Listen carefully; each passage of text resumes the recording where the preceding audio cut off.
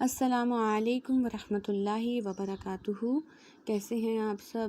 میں امید کرتی ہوں کہ آپ سب صحت اور ایمان کے بہترین حالتوں میں ہوں گے انشاءاللہ۔ تو ہمارے تجوید کے اس کورس میں آپ کو خوش آمدید۔ آج سے ہمارا یہ کورس اسٹارٹ ہونے جا رہا ہے۔ اللہ تعالیٰ سے دعا ہے کہ آپ کو اس سفر میں استقامت عطا فرمائے، کیونکہ بہت سے لوگ اسلامک گروپ جوائن کرتے ہیں جہاں پہ اسلامک کورسز کرائے جاتے ہیں، لیکن وہ انہیں اختتام تک نہیں پڑھ پاتے، کمپلیٹ نہیں کر پاتے۔ ہر کسی کی اپنی مجبوری ہوتی ہے، لیکن اللہ تعالیٰ سے یہی دعا ہے کہ اللہ تعالیٰ آپ کے وقت میں برکت دے تاکہ آپ استقامت کے ساتھ اس سفر کو مکمل کریں۔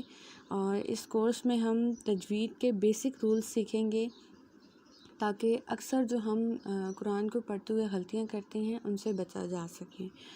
تو چلیے اسٹارٹ کرتے ہیں۔ رب اشرح لی صدری ویسر لی امری واحلل عقدۃ من لسانی یفقہوا قولی۔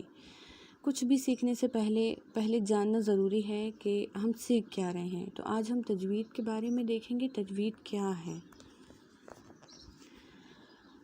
تجوید کے لغوی معنی ہیں تحسین، خوبصورت کرنا، یعنی کہ عمدہ کرنا، اچھا کرنا، نکھارنا، زینت بخشنا۔ اور تجوید کے اصطلاحی معنی یعنی ہر حرف کو اس کا حق دینا۔ حرف کا حق یہ ہے کہ حرف کو اس کے صحیح مخرج اور صفات کے ساتھ ادا کیا جائے۔ تو تجوید میں ہم نے مخرج اور صفات سیکھنے ہیں ہر لیٹر کے، اور تجوید کے قواعد سیکھنے ہیں انشاءاللہ تعالی۔ تو اب ہم تجوید کی اہمیت کو دیکھیں گے۔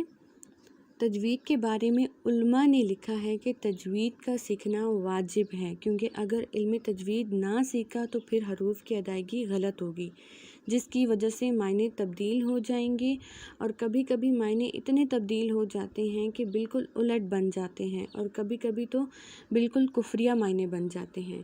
مثلاً قل هو اللہ احد، اس کا معنی ہے کہو اللہ ایک ہے۔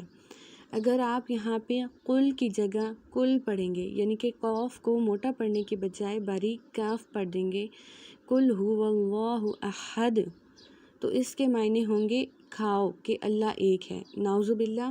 تو اس طرح کی حرام غلطیوں سے بچنے کے لیے ضروری ہے کہ تجوید کا علم ہونا ہمارے پاس بہت زیادہ ضروری ہے، اور اسی لیے ہر مسلمان کے لیے علم تجوید کا سیکھنا ضروری اور واجب ہے۔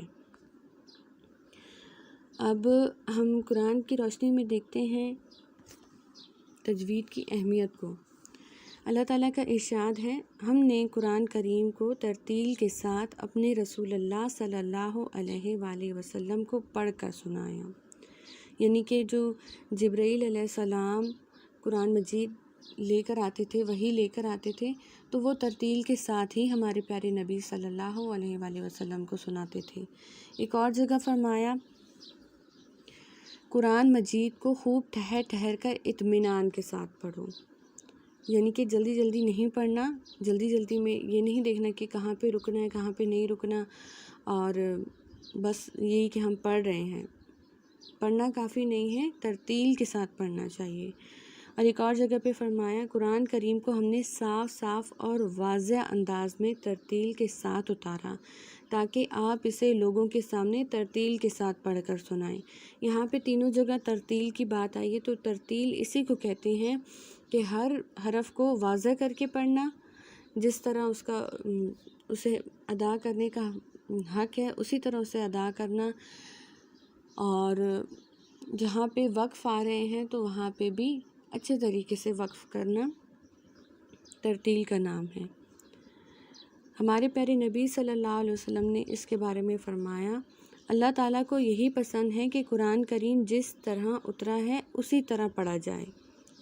جس طرح کہ ہم پیچھے پڑھ چکے ہیں، ترتیل کے ساتھ اتارا گیا ہے قرآن پاک، تو اللہ تعالیٰ کو یہی پسند ہے کہ ہم بھی اسے اسی طرح سے پڑھیں۔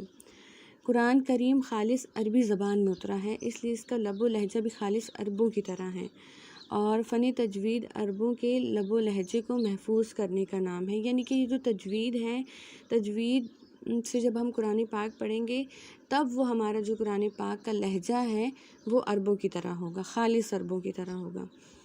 ایک اور جگہ پہ ہمارے پیارے نبی صلی اللہ علیہ وسلم نے فرمایا قرآن مجید کو عربوں کے لب و لہجے کے مطابق پڑھو، اور اس کے لیے پھر ضروری ہے کہ ہم تجوید سیکھیں۔